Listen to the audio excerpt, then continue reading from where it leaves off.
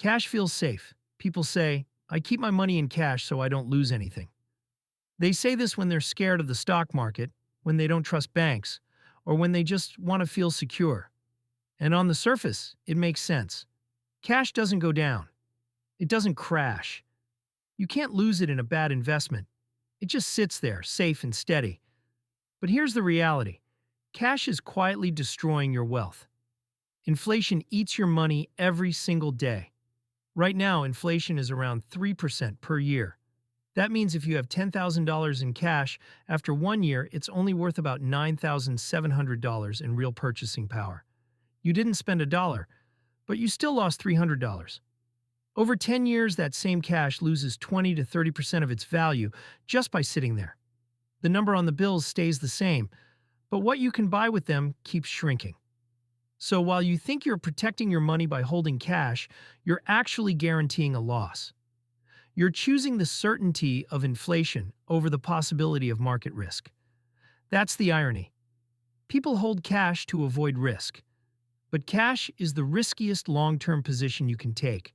Cash has a purpose: emergencies, short-term needs, liquidity. But as a long-term strategy, it's financial self-sabotage. If you want your money to hold its value, it has to be working, invested, and growing. You should max out your 401k before anything else. Financial advisors repeat this advice everywhere. Contribute the maximum, get the tax benefits, secure your retirement. And in many cases, it is good advice. Retirement accounts are powerful: tax-deferred growth, compound interest, employer matching. But here's the reality. Maxing out your 401k is not always the smartest first move. If you have high-interest debt, paying that off first makes far more sense. If your credit card charges 20% interest and your 401k earns an average of 7%, you're losing 13% by prioritizing retirement over debt. The math doesn't work. The smarter order is this: get your employer match first, free money. Pay off high-interest debt, build an emergency fund, then focus on maxing out contributions. Personal finance isn't one size fits all. What works for someone debt-free doesn't work for someone drowning in credit card payments. Maxing out your 401k is a good goal, but it isn't always step one. Gold is the safest investment. This is a favorite belief during economic fear. When markets crash, people say gold will save them. And yes, gold has been valuable for thousands of years. The appeal makes sense.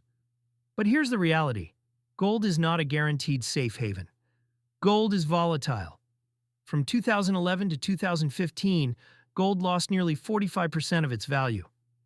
That's not stability. Gold also produces nothing. No dividends, no income. You're betting entirely on someone else paying more later. Over the long term, stocks have massively outperformed gold. Decades of data prove it. Gold works as a hedge, a small part of a diversified portfolio, but it's not a wealth-building strategy by itself.